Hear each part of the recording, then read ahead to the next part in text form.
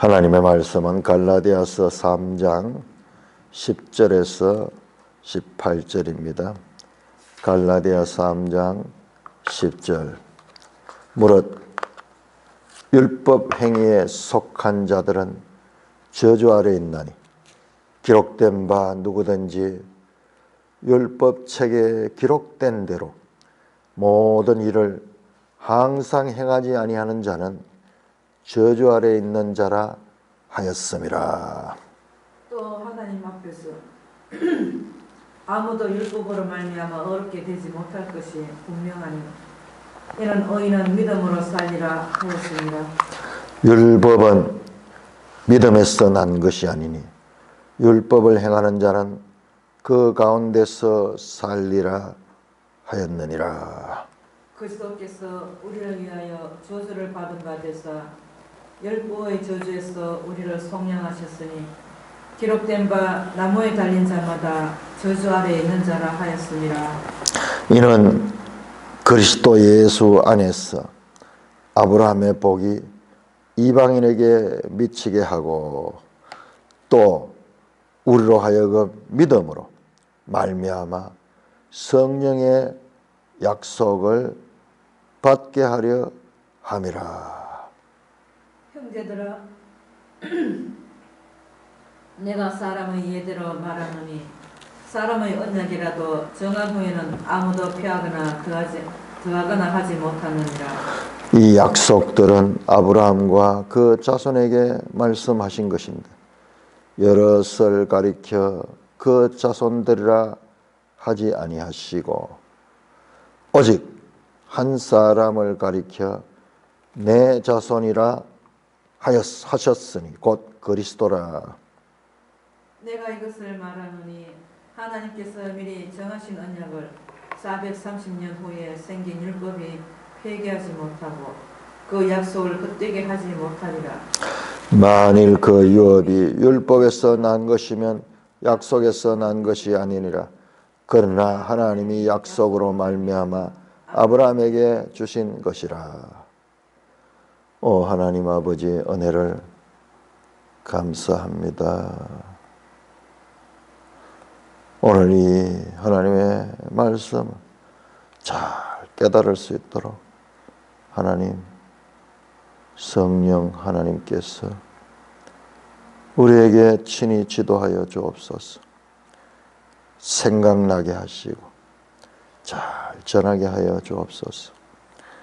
예수님 이름으로 감사하며 기도드리옵나이다. 아멘. 자, 우리 3장을 다시 한번 1절부터 보십시오. 3장 보시면은 3장 6절에 보면은 아브라함 이야기가 나옵니다.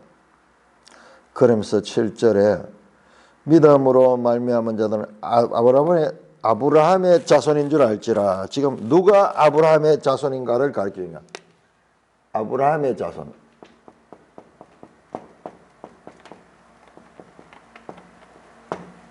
아브라함의 자손은 누구인가? 우리 어제 나왔는데 아브라함 자손 보면은 로마서 9장에 보면은 다 아브라함의 자손이 아니라 약속의 자녀라 해야 된다. 약속. 육체로 난 자가 아니고 아브라함 자손이 처음에 두 사람이 있었죠. 그 첫째로 육체로 난 자가 이게 이스마엘이에요. 이스마엘. 약속의 자녀가 이삭이라. 다 아브라함의 자손이 아니고 육체로 난 자가 아니고 이거 아니고 약속의 자녀다. 그래서 아브라함의 자손은 이 약속은 믿음으로 받았는 거죠. 믿음으로 받았죠. 아브라함이 하나님을 믿으면 하나님께서 그것을 의로 여겼다. 그렇게 말하죠. 그러면서 로마서 9장에는요. 하나 더 나옵니다. 더 나오고요. 그 리브가 이야기예요. 리브가가 나오면서 에서와 야곱, 에서와 야곱을 이야기하면서 이제 이삭의 아들들이죠. 이삭의 아들들. 그 가운데서도 에서가 아니고 야곱을 택했다. 그러니까는 사람들이 뭐야 이거? 와 누구는 택하고 누구는 택하지 않는가? 왜 하나님 불평등하고 불공평한가? 그렇게 반문하는 걸 미리 알고 있어요. 이 누구든지 사람은 여기야. 요 딱 보면은 이건 뭐지? 이쪽에 속해 있는 사람들은 그냥 감사할 것이고 자기가 이쪽에 생각하고 있던 사람들은 이거 뭐지? 하나님 나쁘다. 하나님 불공평하다. 그때 예수님 하나님께서 그 로마서 9장에서 말씀합니다. 왜? 하나님이 자기 마음대로 하는 것이 뭘 불만이냐? 하나님이 자기 마음대로 하는 것이 뭘 불만이냐? 하나님은 절대적 존재야. 왜 피조물이 하나님을 판단하느냐? 그러면서 하신 말씀에 토기장이 이야기예요. 토기장이가 그릇을 만드는데 어떤 것은 귀 쓰는 걸 만들고 어떤 것은 천이 쓰는 걸 만들고 또 만들다가 잘못된 것은 망가가지고 다시 만들기도 하고 그렇게 하는데 어떻게 그 진흙이 토기장이한테 당신 왜 이래요? 그렇게 할 수 있느냐 이 말이야.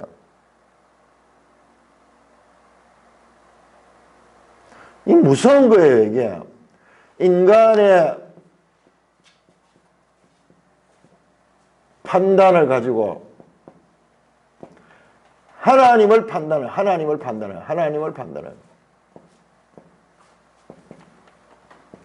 이게 가당키나 한 일인가 말이야. 이게 뭐예요? 이게 뭐냐 그러면은 이게 인간이 하나님보다도 하나님이 여기 있는 거예요. 인간이 하나님을 판단하는 거예요.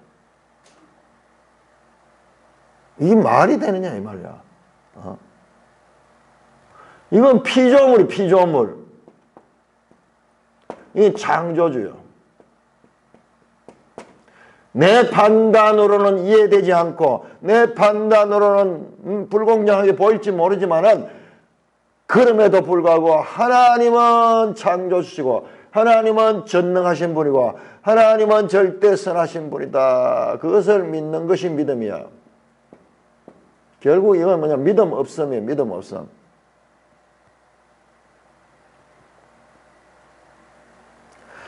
평생 지내도 여기서 못 벗어나는 거예요. 정동수 목사 마찬가지 여기서 못 벗어나고 있는 거예요. 말이 되는 이야기요. 그게 예수 믿는다 할 수 있는 겁니까? 성경이 전체가 다 이야기를 하고 있는데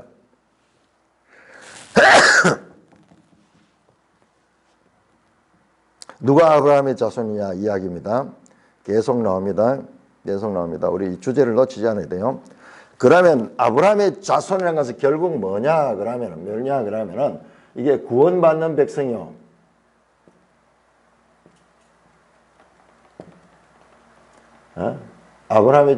아브라함의 자손이 받는 복은 뭐냐?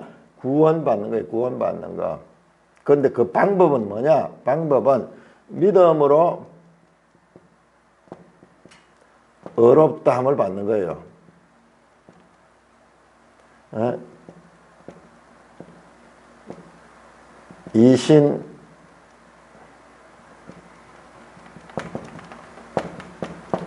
이신칭이라 이 말이에요. 이게 이신칭이다 이 말이야.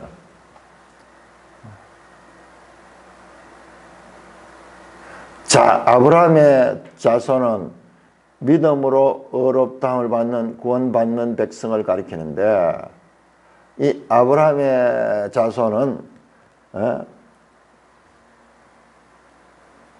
하나님 나라에 들어가는 자들, 하나님 나라에 들어가는 자. 자, 이 아브라함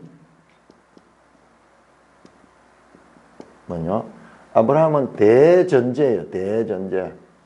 믿음의 조상이라고 해요. 조상.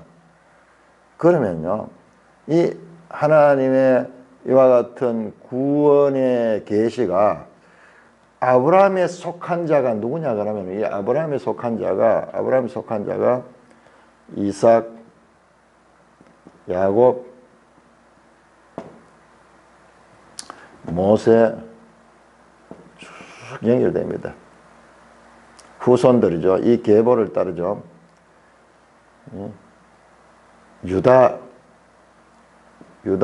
유다와 따르고, 이거 모세는 오해가 있을 수 있으니까 빼야 돼요. 왜냐하면 모세 율법하고 관계 있으니까는.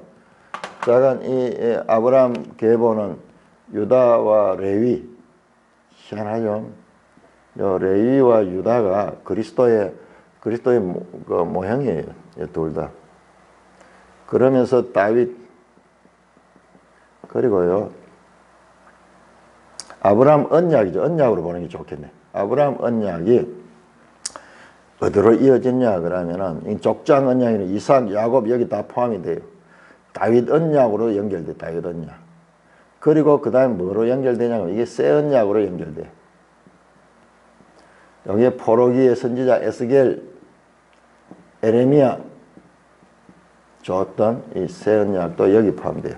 이 계통이요. 이 아브라함 언약이 결과적으로 이렇게 연결되는 거예요. 아브라함과 다윗의 자손 예수 그리스도. 그렇게 나오죠. 대표적으로 이 들자가면 이 아브라함 속에 다윗 언약이 있고 그 다음에 새 언약이 여기 들어있어요. 새 언약이.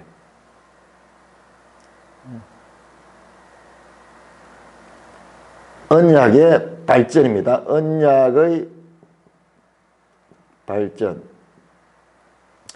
아브라함 언약에서 족장 언약이라고 할 수 있어요. 여기 다 포함이 됩니다.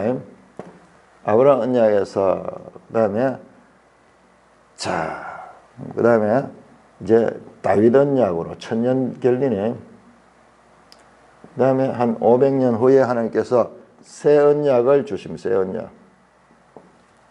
이게 전부 같은 거예요. 같은 거. 이걸 이해하는 게 중요해요. 자, 그럼 모세 언약은 뭐냐? 여기서 이제 그 이야기 나와요. 모세 언약은 나오는데 모세 언약은 여기에 들어있어요.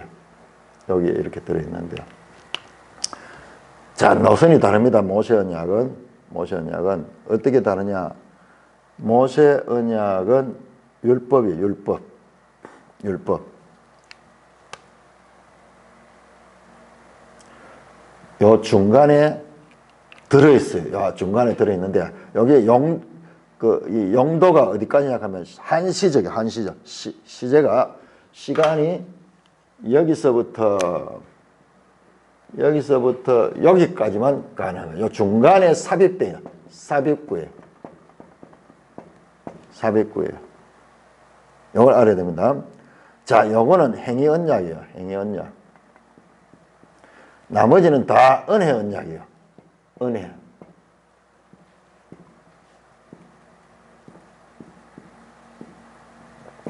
하나님이 일방적으로 아브라함을 부르고 아브라함에게 복을 주신다고 약속했고 다윗 언약도 다윗의 후손을 그 나라를 이어갈 수 있다고 했고 새 언약도 하나님이 법을 주시고 성령을 주신다는 그와 같은 약속이 다 들어있어요. 그 가운데 모세 언약은 율법을 지키면 살고 율법을 지키지 못하면 죽는다는 거예요. 자, 요것을 이 구조를 알아야 돼요. 언약에서 요 구조를 알아야 돼요. 자, 모세 언약은 특별한 용도가 있습니다. 자, 그것이 이제 오늘과 다음 시간에 나오는 거예요. 다음 시간에 나오는 거예요.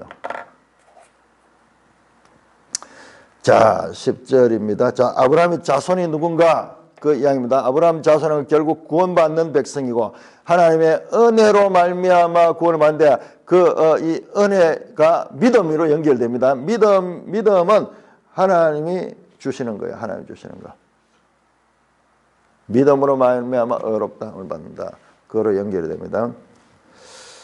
자, 아브라함의 자손이 누군가? 그 주제를 가지고 계속 이어됩니다. 10절입니다.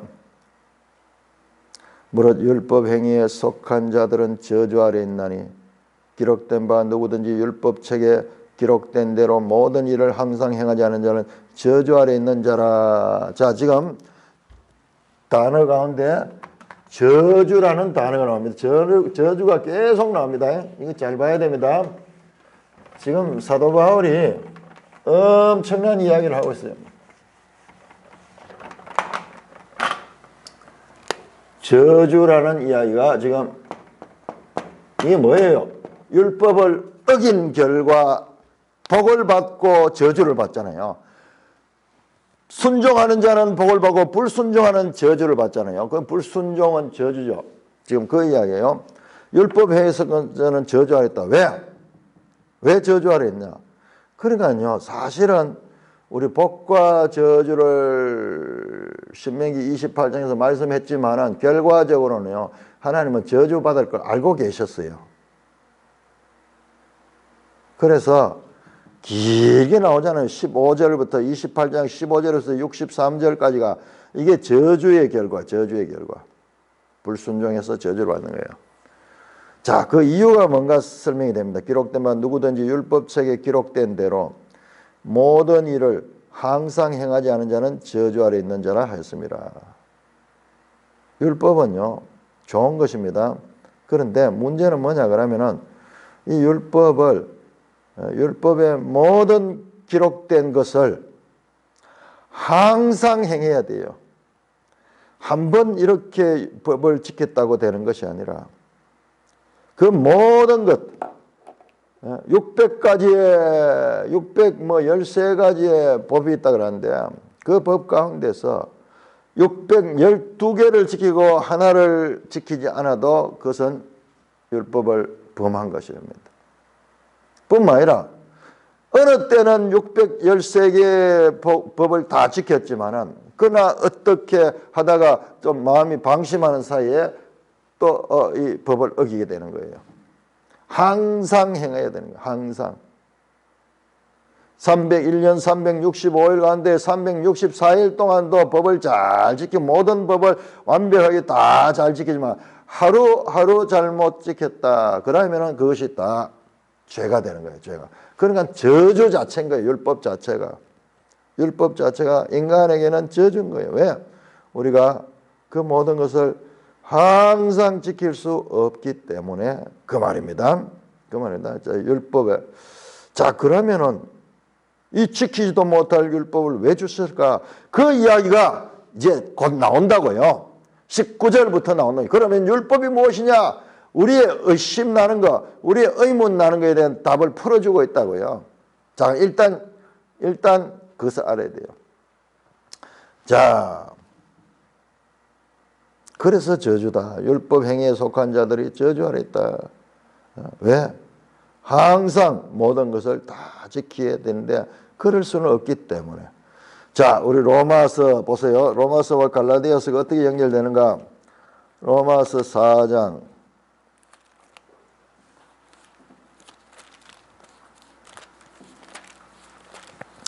로마서 3장 4장이 갈라디아서 똑같아요. 로마서 4장 15절. 4장 15절. 율법은 진노를 이루게 하느니 율법이 없는 곳에는 범법도 없느니라. 왜? 율법은 진노를 이루게 한다. 왜? 저주 아래 있기 때문에. 왜 저주받냐? 법을 어기기 때문에. 항상 모든 법을 다 지킬 수 없기 때문에. 저주의 결과 하나님의 진노를 받고 그 법 때문에 우리가 어떻게 되냐 그러면은 바로 죄인이 된 법을 범하는 자가 된 율법을 범하는 자는. 그렇게 율법이 없었으면은 우리가 법을 범하지 않았을 텐데 법이 있기 때문에 그 법을 범해 그것이 바로 죄인 거예요. 율법은 우리를 죄인으로 드러내게 하는 거예요. 그래서 지금 이 말이에요. 율법 아래 있는 자는 저주 아래 있는 자라 하였습니다. 또 하나님이 앞에서 아무도 율법으로 말미암아 의지하며 이것을 다시 한번 내가 성경에 이미 나와 있어요. 아무도 율법으로 말미암아는 의롭게 되지 못한다. 율법으로 말미암아 의롭게 되는 것, 믿음으로 말미암아 의롭게 되는 이 두 개가 지금 상충되죠. 이법칭이라 그럴까요? 이법칭이. 그거 없다는 거예요. 이법칭에는 없다는 거예요. 율법으로 말미암아 한번 써보면 좋겠네요.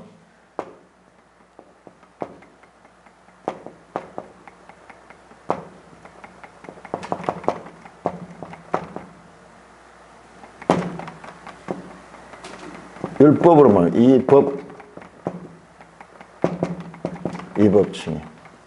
이거는 없다는 거예요. 이 법칭의는 없다는 것입니다. 오직 믿음으로만 구원받는다는 거예요. 자, 이거를 얼마나 강조하는지 몰라. 지금 두 번, 세 번 지금 계속 말합니다. 11절입니다. 또 하나님 앞에서 아무도 율법으로 말미암아 어렵다 하지 못할 걸 보면 이 법칭의는 확실히 아니다. 왜? 성경에 나오면 이는 의인은 믿음으로 말미암아 살리라 하였습니다. 의인이 없잖아요, 세상에. 그런데 믿음으로 말미암아 의인이 되는 거예요. 의롭다함을 받는 거예요. 믿음으로 의롭다함을 받는다 그 말이 나왔잖아요. 그것이 이제 이 이야기예요. 의롭다함을 받는 사람은 믿음으로 사는 자가 의롭다함을 받는 자다. 다시 한 번 더 확인합니다. 율법은 믿음에서 난 것이 아니다. 율법은 뿌리가 다르다. 사람의 행위로 판단하는 것이 율법이다. 그러므로 율법을 행한 자는 그 가운데서 살리라 하였느니라. 율법을 행하는 자는 율법 가운데 살 수 있습니다. 율법 가운데 살 수 있어요. 율법을 온전히 지키는 자가 돼야 돼요. 율법 온전히 지켜야 돼요. 자, 이 말씀이 또 좀 헷갈리는데, 자, 법이 나쁜 게 아니고 사람이 나쁩니다. 자, 법은 하나님이 주신 거예요. 모세의 법, 율법을 하나님께서 주셨습니다. 율법을 주셨는데 넘어온 거예요.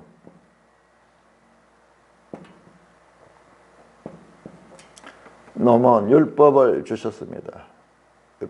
로우죠. 영어로 로우를 주셨습니다. 자, 문제는 이 법이 나쁜 것이 아니고 사람이 죄인이기 때문에 이 법을 지키지 못하는 거예요. 존재 자체가 이 법을 지키죠. 그것도 항상 모든 법을 다 지킬 수 없는 거예요. 그래서 인간에게는 이게 저주가 되는 거예요. 저주가 되는 거예요. 죄가 드러나게 된 거예요. 이 법 때문에. 그러나 이 율법을 온전히 지키는 자는 율법으로 살 수 있어요. 자, 레위기 18장 봅시다. 레위기 18장 5절.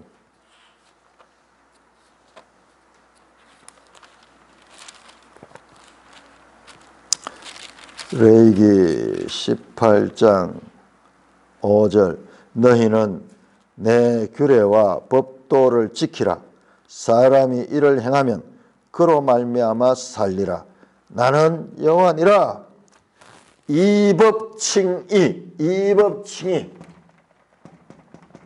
율법 자체는 이 법칭이 될 수 있는 거예요. 문제는 사람이 이걸 지키지 못하는 것이 법 자체가 나쁜 거 아니다. 이걸 구별해야 됩니다. 법을 온전히 지키면 살 수 있지만 온전히 지킬 수 있는 사람이 없다는 거예요. 로마서 10장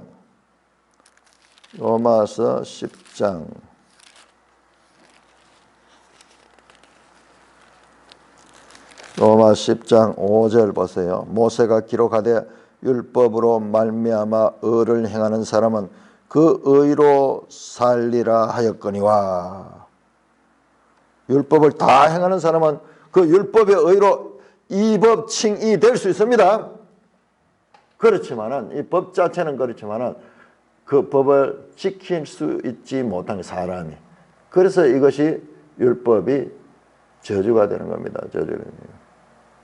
그러니까 율법으로 어렵게 되겠다고 마음을 먹고 그 길을 가는 자는 저주 아래 있는 자예요. 늘 이 죄책감에 시달리게 되는 거예요. 13절 그리스도가 나옵니다. 우리를 위하여 저주를 앞에서 계속 저주 나왔죠. 자, 또 저주가 납니다. 그리스도께서 우리를 위하여 저주를 받는 것, 율법의 저주에서 우리를 속량했다. 어떻게? 기록된 바 나무에 달린 자마다 저주 아래 있는 자라 하였습니다. 신명기 21장 23절에 보면은요, 이 나무에 달린 자마다 저주를 받은 자다. 그 양대 그리스도가 나무에 달려서 죽으셨어요. 저주를 받았습니다. 완전히 문자적으로 문자적으로 신명기 21장 23절에 나오는 그 내용을 완전히 저주를 받는 거예요. 바울은 그래서 예수를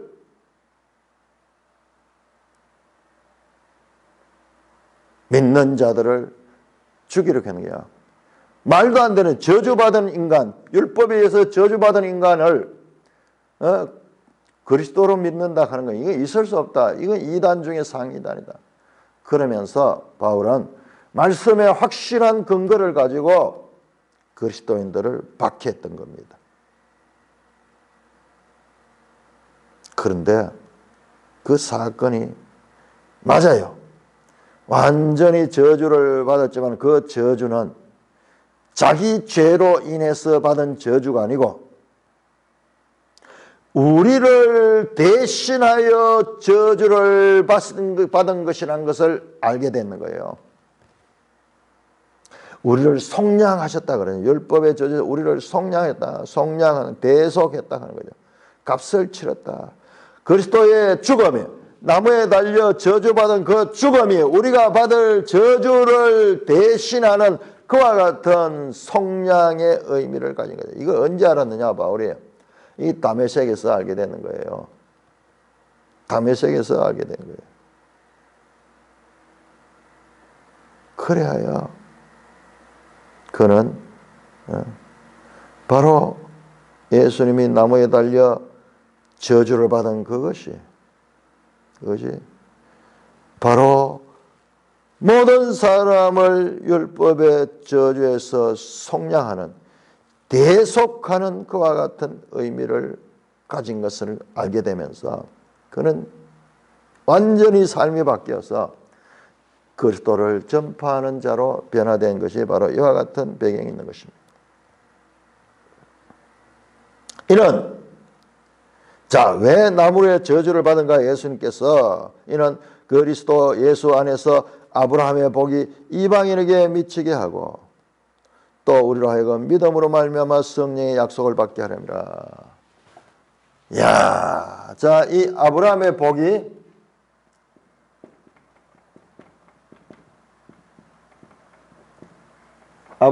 믿음으로 말미암아 구원받는 것이 이신칭이죠. 아브라함의 복이 어디 가냐? 만민에게 이방인에게 이것이 나가는 거예요. 어떻게? 믿음으로. 이방인들도 믿음으로 아브라함의 복에 참여할 수 있는 거예요. 그래서 아브라함의 상속자가 되는 거예요. 아브라함의 아들들이 되는 거예요. 그 이야기가 뒤에 나옵니다. 계속 누가 아브라함 자손이냐, 그 이야기. 문제는 그 다음에 있습니다. 문제는 그 다음인데 뭐냐? 우리로 하여금 믿음으로 말미암아 성령의 약속을 받게 했다. 성령의 약속. 이 무슨 말인가? 좋은 말은 좋은 말인데 무슨 말인가 의미가? 성령의 약속이라고 보기보다는요, 약속된 성령, 이렇게 번역하면은 우리가 이해할 수 있습니다. 이해하기 쉽습니다. 약속된 성령.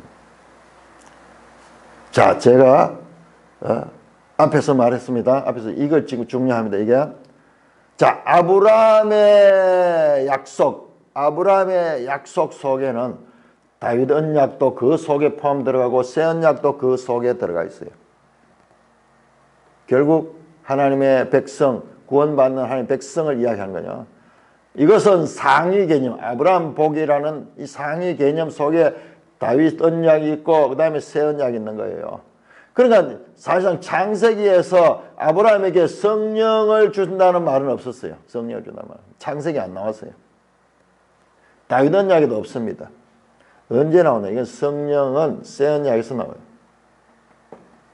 에스겔 36장 26절에 나옵니다. 새 마음을 주고 새 영을 주겠다. 내가 말씀을 너희 속에 주겠다. 너희 마음의 할례를 행했다. 사실은 모세 언약에도 나와 있어요. 모세 언약에도. 30장 6절에 깨닫는 마음과 듣는 귀와 보는 눈을 주시겠다는 말씀이에요. 결국은 이거와 연결돼요. 모세 법에 하면 그 레위기의 약속이 됐던 이거예요. 성령. 왜 갑자기 성령이 아브라함한테 구약 창세기에는 성령 이야기가 하나도 없었는데 그런데 여기 왜 갑자기 약속된 성령이 나오느냐. 구원 계시의 발전성이에요.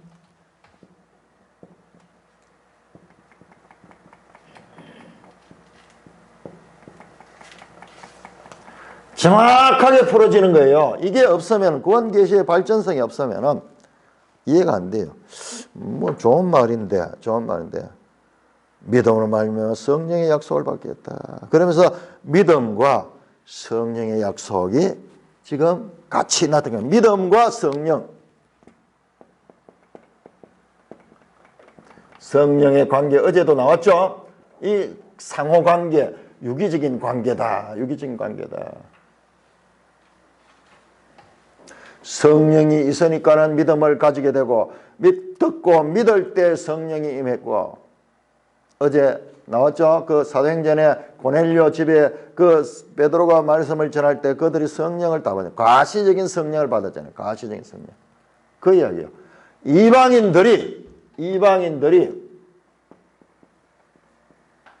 성령을 받고 이게 뭐예요? 이게 전부 오순절날 일어난 거예요. 오순절날. 이 새 언약의 성취가 오순절이에요. 오순절. 지금 신약 시대, 교회 시대를 가리키는 거예요.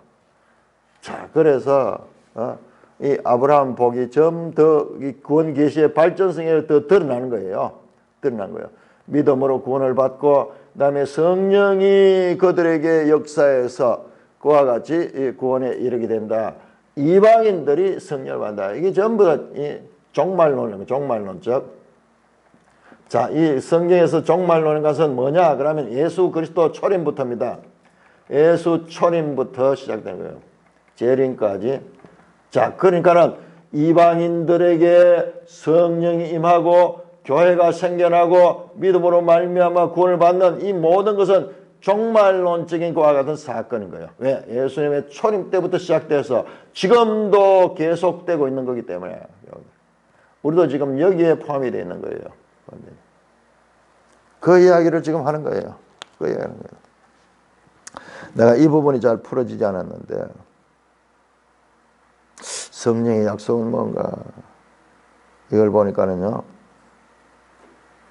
이럴 때는 내보다 앞서서 이 성경을 깊이 연구한 분들이 있거든요. 저 두꺼운 책을 썼는 분 그런 분들의 이 쭉 그걸 보면은 이게 드러나요.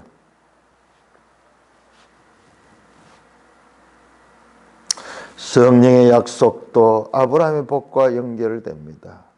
자, 우리 앞에서 보세요. 이것을 더 이해할 수 있는 우리 3장 1절, 2절부터 보세요. 너희가 성령을 받은 것이 율법의 행위냐 혹은 듣고 믿음이냐. 너희가 성령으로 시작했다 이제 육체로 마치겠냐. 너희에게 성령을 주시고 너희 가운데 능력으로 행하시는 이. 그러니까 이미 갈라디아 교회는 성령을 받은 자들이요. 바로 이방인이면서 성령을 받은 자들이요. 지금 그 설명을 하는 그 설명. 자, 그래서 앞으로는 이 성령이 중요한 주제로 나중에 5장에서 다루어지게 될 거예요. 그러니까 이 성령과 이방인과 그리고 믿음과 이 모든 것들이 종말론적인 하나님의 구원의 법들이요. 구원의 법들이요. 구원의 도구들입니다. 도구들입니다.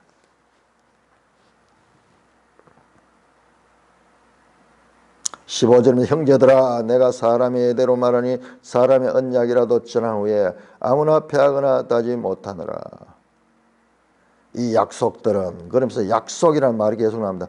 16절에도 이 약속들 그 다음에 17절 후반절도 그 약속 18절 약속 자 언약과 약속이라는 단어가 나오는데 언약이 두 번 나오죠. 15절에 사람의 언약 그 다음에 17절에 정하신 언약 나오는데 이 단어가 달라요.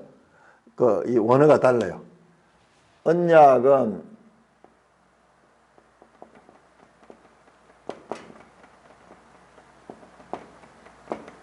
디아데케고 약속은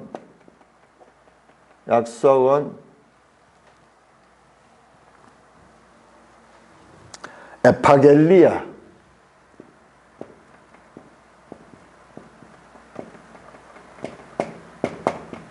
에파겔리아 다르게 썼어요. 디아데케와 에파겔리아. 그래서 우리 번역도 그 말인데 다르게 했는 이유가 거기 있어요. 15절 내가 사람의 이대로만 사람의 언약이라도 여기 언약이라고 보다는 우리말로는 유언. 사람이 죽을 적에 유언을 하잖아요. 유언했는 거는 사람의 유언이라도 정한 후에는 그 사람이 한번 정하고 난 다음에 아무도 패하거나 더하거나 하지 마라. 최종 결론이 유언은 최종 결론.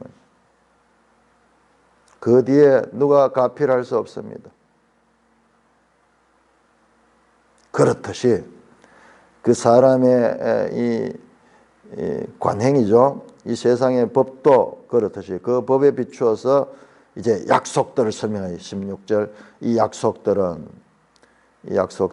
그 약속이 이어지는 게 앞에 나온 성령의 약속 그 부분이에요. 이 약속들은 아브라함과 그 자손에게 말씀하신 건데 여럿을 가리켜 말씀 그 자손을 하지 않고 오직 한 사람과 내 자손이다. 이 자손은요. 예수 그리스도인 거예요. 성령의 약속을 한데 이걸 누구를 통해서 예수 그리스도를 통해 가야. 예수님의 이 초림과 재림 이 그리스도 사건이 그리스도 종말론적인 그리스도 사건.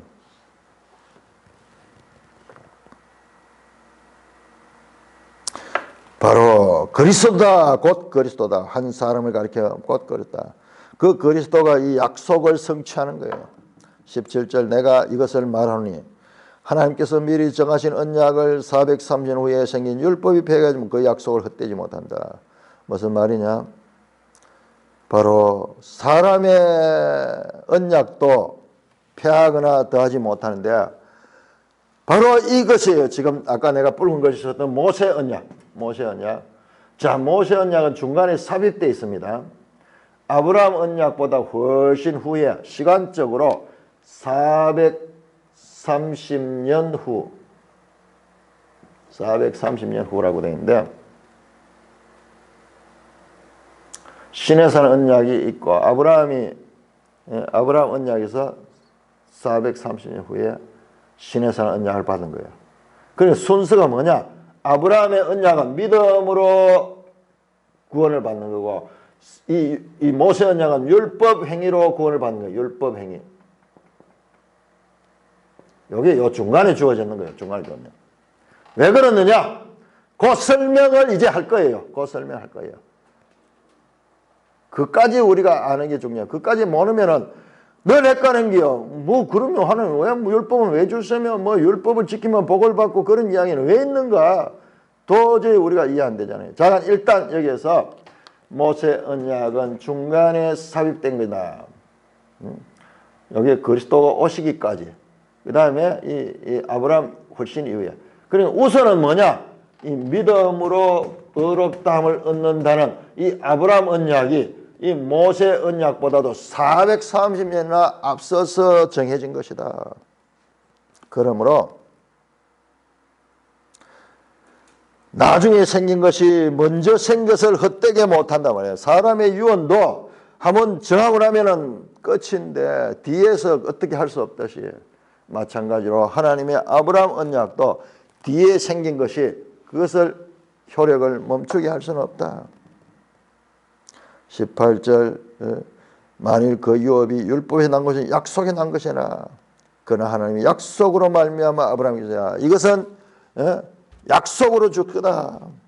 이것은 행위를 해야 되는 거고 이것은 사람의 조건이 맞아야 되는 거지만 이것은 그냥 일방적으로 하나님께서 약속하신 것이다. 그 말씀입니다. 그 말씀. 자, 여기서 중요한 것은 그러면은 이 중간에 삽입된 이 모세 언약은 도대체 무엇인가? 우리가 의문이 가죠. 구약의 전체 내용들이 전부 저 시내산 언약과 연결되어 있는데 시내산 언약의 불순종의 결과 이스라엘이 망했거든요. 그러면은 하나님 지키지 못할 거 미리 다 알고 계시면서 왜 그렇게 하셨는가? 거기에 대한 설명이 이제 3장 19절에서 이제 나오게 되는 겁니다. 3장 19절에서 29절까지 다음 장이 전부 그것을 가리키는 내용이야. 그것을 가리키는 내용이야. 율법의 목적이 뭔가? 율법의 목적이 뭔가? 제목을 보고 3장 19절 그런 적 율법이 무엇이냐? 이제 이런 말이 나오잖아요. 그래? 그렇다면은 우리한테 가깝기는 아브라함보다도 모세가 더 가깝잖아요.